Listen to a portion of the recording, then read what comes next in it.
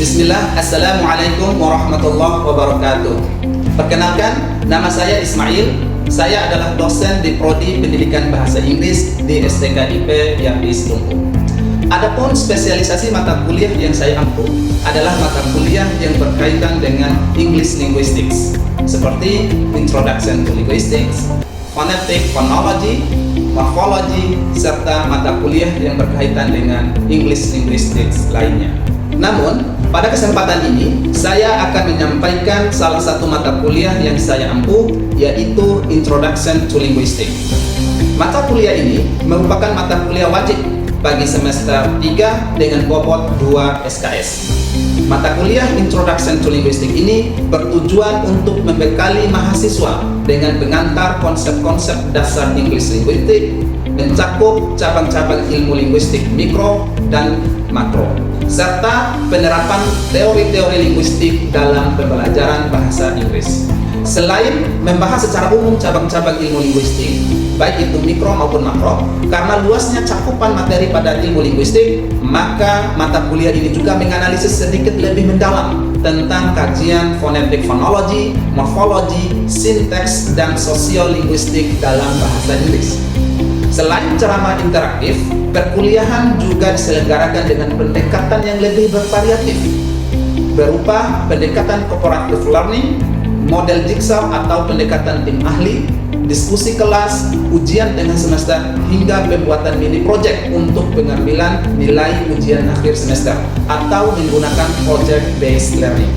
Project yang diambil untuk penilaian UAS mahasiswa ini adalah mahasiswa diminta membuat sebuah video pengajaran bahasa Inggris di SD, SMP, atau SMA di sekitar Dompu yang menunjukkan penerapan salah satu teori linguistik yang sudah dipelajari dalam kelas. Video tersebut berdurasi maksimal 30 menit yang diupload di channel YouTube mahasiswa. Proyek ini bertujuan untuk membekali mahasiswa calon guru bahasa Inggris dengan kemampuan menerapkan teori linguistik ke dalam praktek pengajaran secara kreatif dan kontekstual. Selain project based learning, pendekatan pembelajaran yang digunakan juga adalah pendekatan pembelajaran berbasis game menggunakan teknologi atau biasa disebut game based learning seperti Kahoot dan Quizzes. Penggunaan Kahoot ini berdasarkan rekomendasi hasil penelitian kami sendiri pada tahun 2023 dengan judul Students' Perceptions on Game-Based Learning Using Technology Kahoot. Hasil penelitian tersebut menyatakan bahwa penggunaan Kahoot dalam pembelajaran English Linguistics sangat membantu dalam menciptakan pembelajaran yang menyenangkan, menarik, serta efektif untuk meningkatkan pemahaman mahasiswa, walaupun materi-materi linguistik kerap kali membutuhkan analisis yang mendalam. Penelitian tersebut juga menyatakan bahwa hampir semua mahasiswa tidak pernah mendapatkan pembelajaran berbasis game menggunakan teknologi seperti Kahoot dan sejenisnya, baik pada saat mereka SD, SMP, bahkan pada saat mereka kuliah.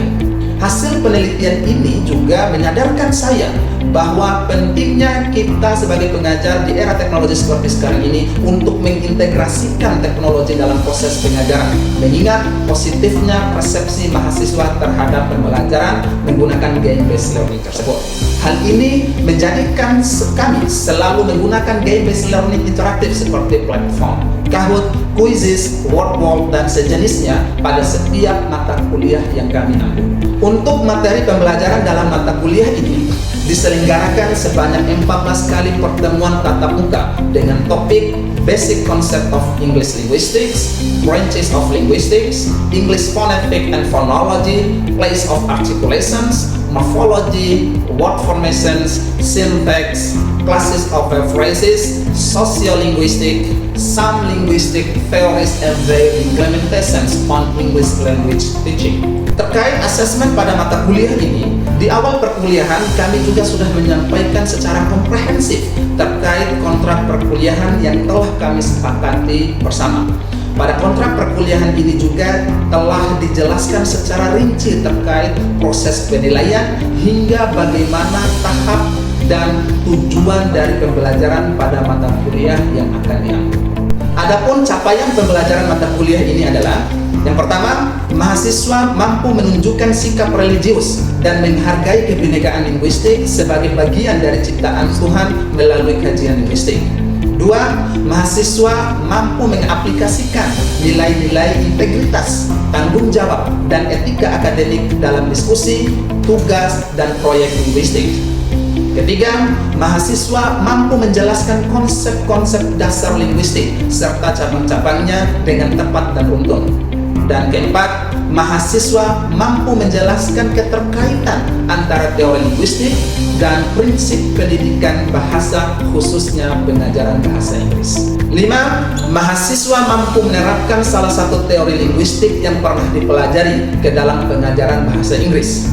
Keenam, mahasiswa mampu menunjukkan kemandirian belajar dalam menyelesaikan proyek linguistik berbasis teori.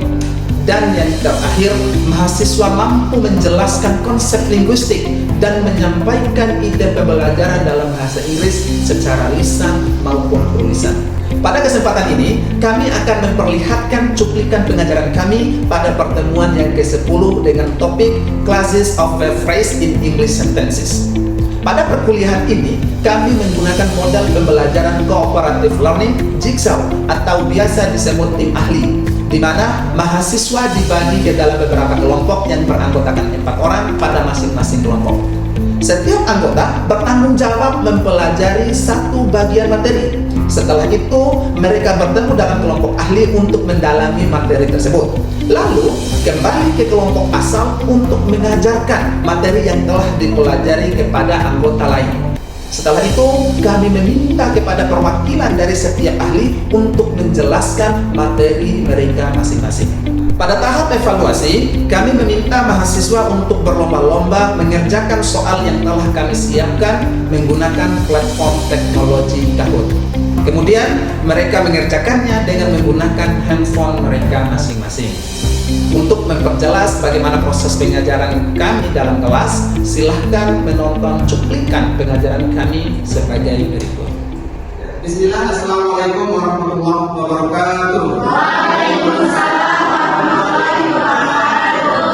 Very good morning everyone. Morning, children. How are you today? I am glad.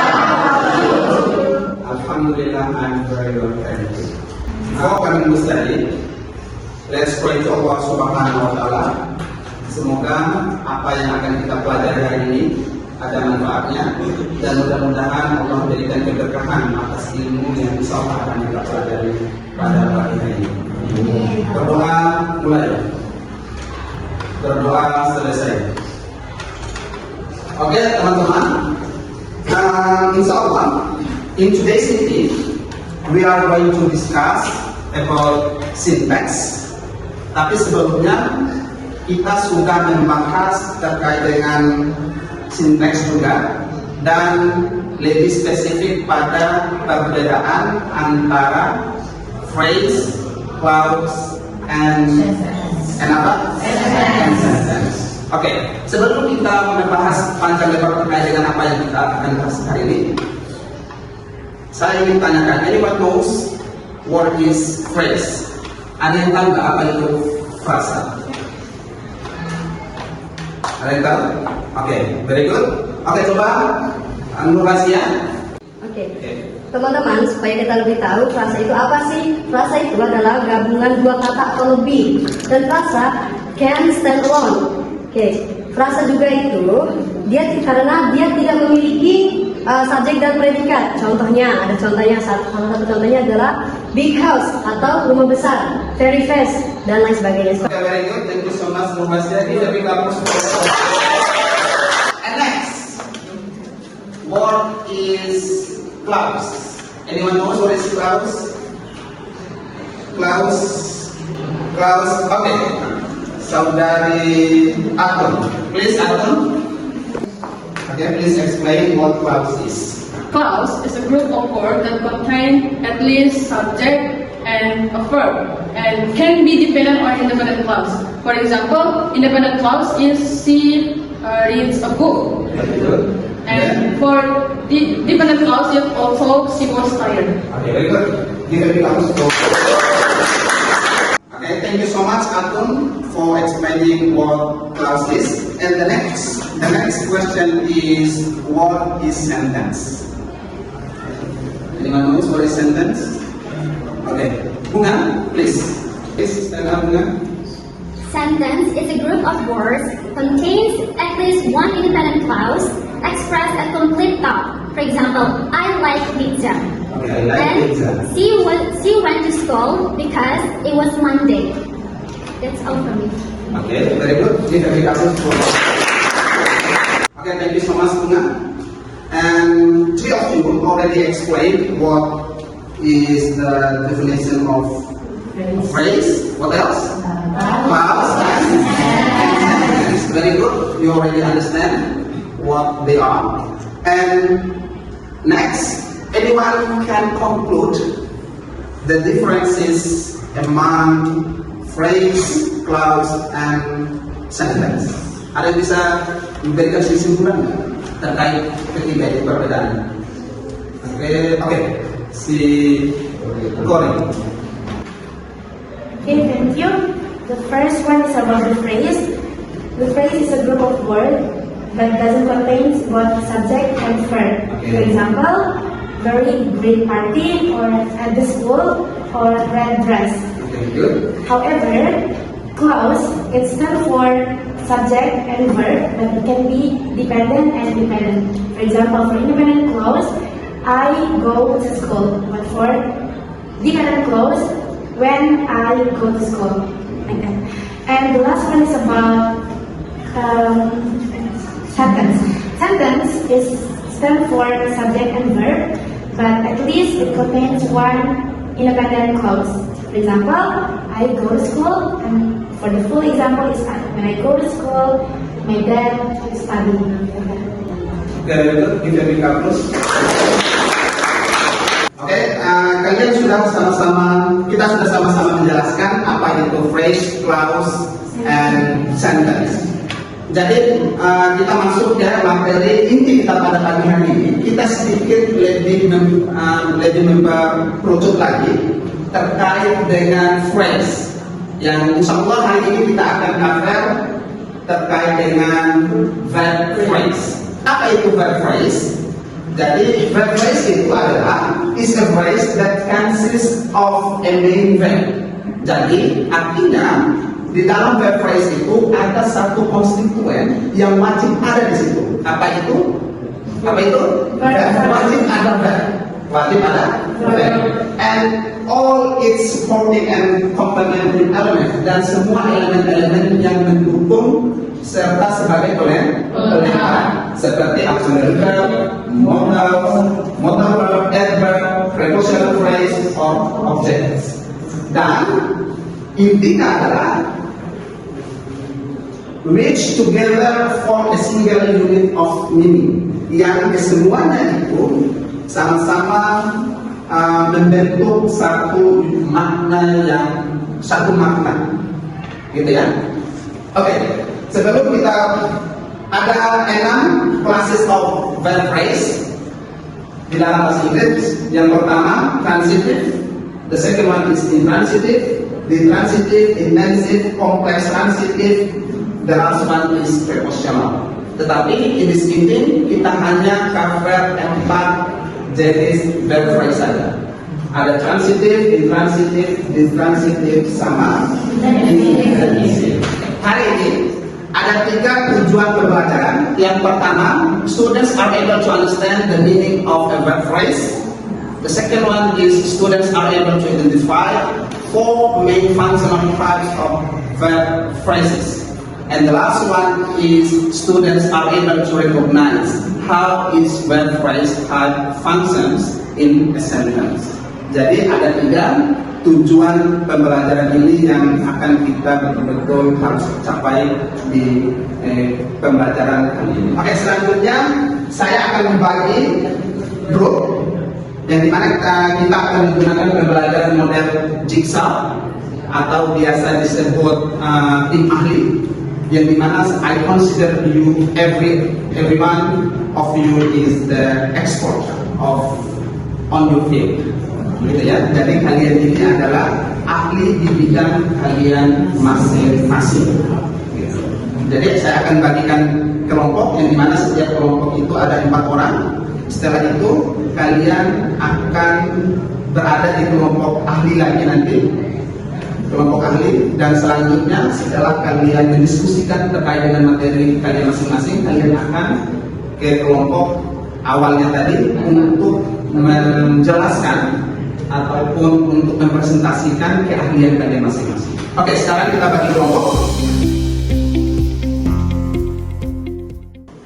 Oke, sudah kita bagi kelompoknya. Ini dinamakan kelompok induk atau punduk.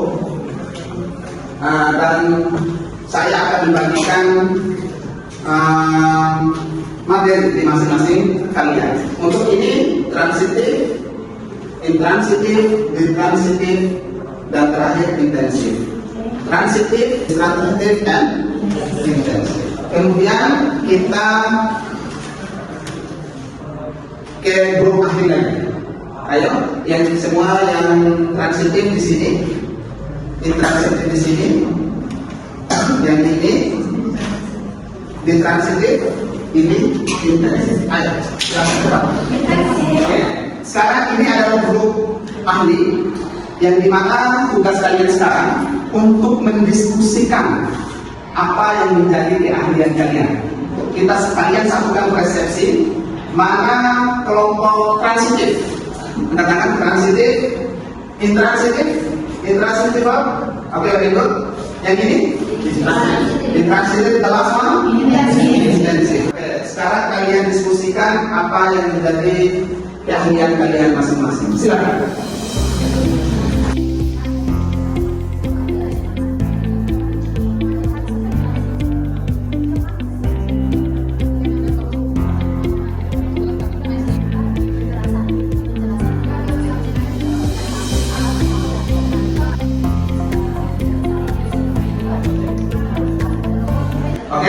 Kalian sudah mendiskusikan terkait dengan apa yang menjadi keahlian kalian masing-masing. Sekarang, are you ready to go to the main group? Yes. Are you ready? Yes, I'm ready. Jadi saatnya kita ke main group, yang dimana di main group itu kalian mempresentasikan atau menjelaskan apa yang menjadi keahlian kalian masing-masing. Gitu ya? Oke, langsung ke main group, silakan. Sekarang tugas kalian menjelaskan ke teman-teman kalian apa yang menjadi keahlian kalian, yang transitif dalam transitif, intransitif, ditransitif, dan intensif. Kalian pastikan teman-teman kalian paham atas penjelasan kalian. Gitu ya? Oke, silakan.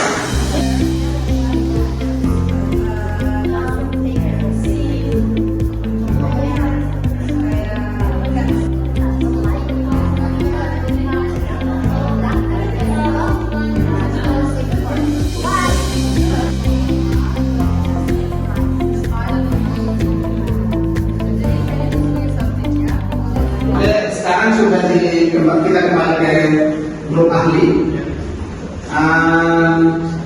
Jadi apa yang harus kalian lakukan? Saya meminta salah satu dari perwakilan kalian untuk mempresentasikan atau menjelaskan keahlian kalian masing-masing. Gitu ya?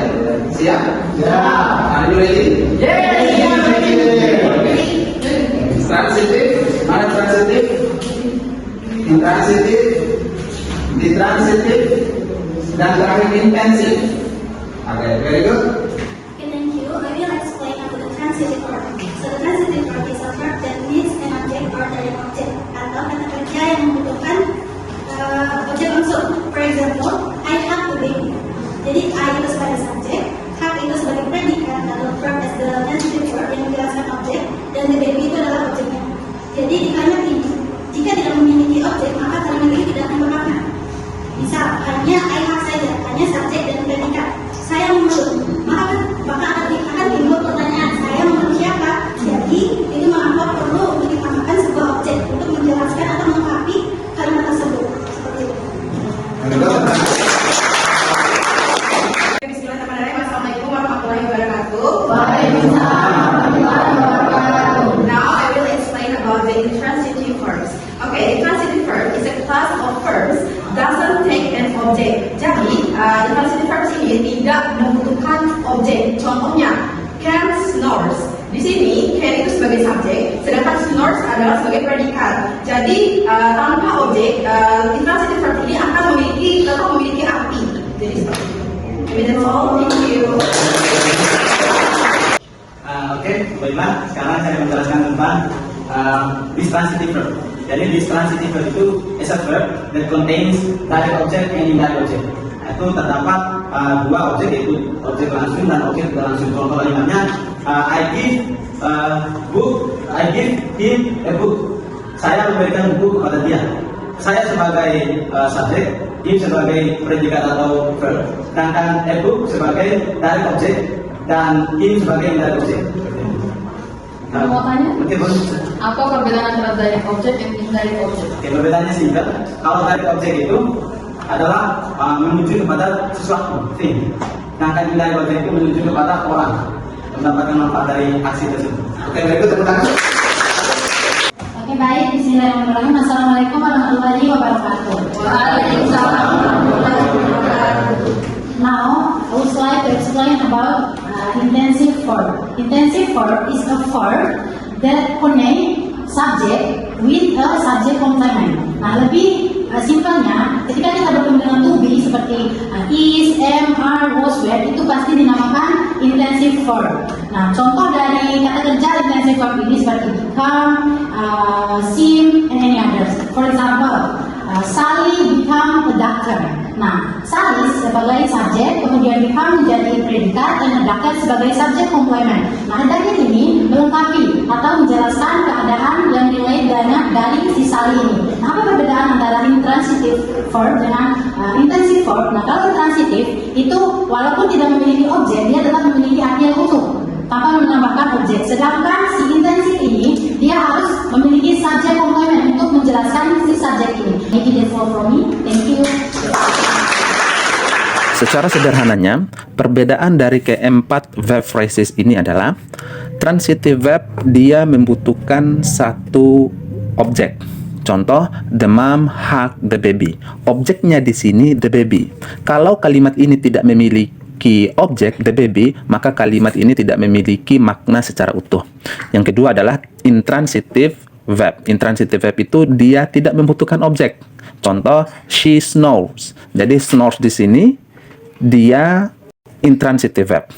Yang selanjutnya adalah ditransitive verb. Ditransitive verb dia membutuhkan dua objek. Contoh, she give him the book. Objeknya di sini adalah him dan the book. The book sebagai direct object, sedangkan him sebagai indirect object. Dan yang terakhir adalah intensive verb. Intensive verb ini adalah kata kerja yang menghubungkan antara subjek dengan subjek komplement atau pelengkap dari subjek itu. Contoh, Sally is beautiful. Is di sini adalah intensive verb yang menghubungkan antara Sally dan beautiful. Sally adalah subjek, sedangkan beautiful adalah subjek komplement.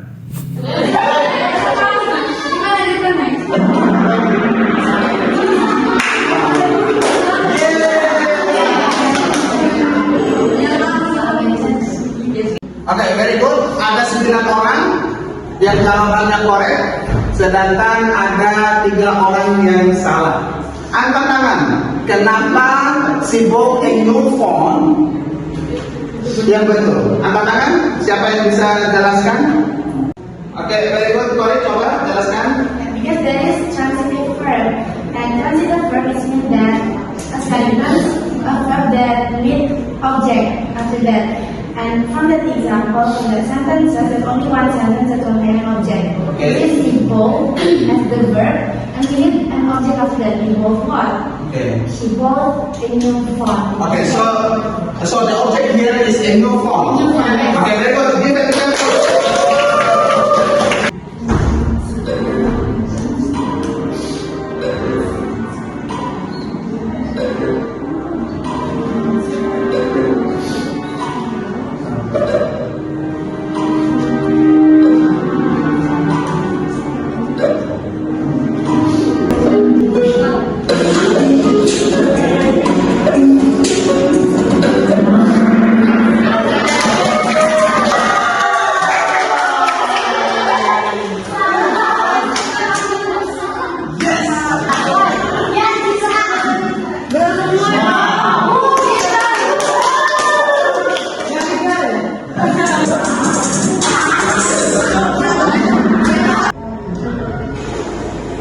Oke, siapa pemenangnya?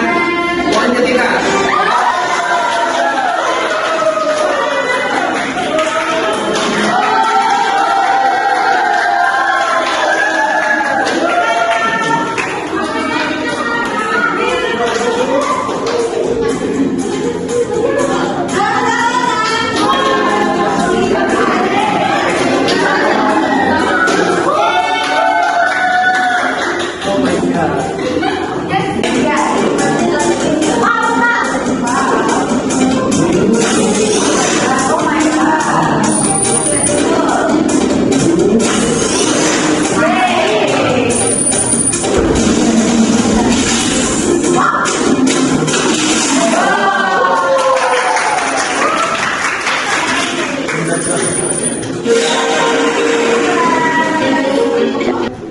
Oke, berikut tepuk tangan untuk kalian semua.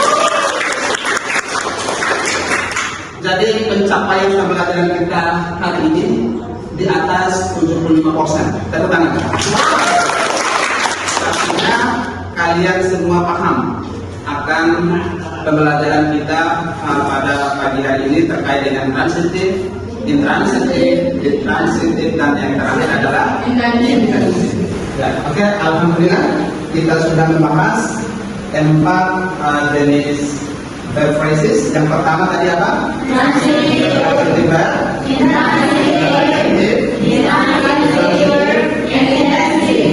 dan alhamdulillah hasil evaluasi tadi hasilnya sangat memuaskan. Tepuk tangan semua. Luar biasa, dan saya sangat bahagia sekali karena hasil evaluasi kita pada pembelajaran kali ini sangat memuaskan. Dan tetap semangat untuk belajar. Salah satu presiden terkenal di dunia pada masanya karena mengatakan education is the most powerful weapon which you can use it to change the world. Artinya apa? Pendidikan itu adalah senjata yang paling ampuh yang bisa kita gunakan untuk merubah dunia. Artinya dengan pendidikan ini kita mampu merubah dunia. Kalaupun dunia yang sebesar ini mampu kita ubah menggunakan pendidikan, bagaimana dengan diri kita? Bagaimana dengan orang-orang terdekat kita? Apakah kita mampu bisa? Apakah kita mampu ubah dengan pendidikan? Jawabannya pasti bisa. Oleh sebab itu, mudah-mudahan ilmu yang kita pelajari selama ini bisa merubah diri kita, dan orang-orang di sekitar kita. Dan kita juga niatkan kita belajar bukan satu untuk diri kita sendiri, akan tetapi kita belajar ini kita niatkan untuk kita merubah orang-orang di sekeliling kita. Itu saja untuk hari ini. Thank you so much for your kind attention. Wassalamualaikum warahmatullahi wabarakatuh.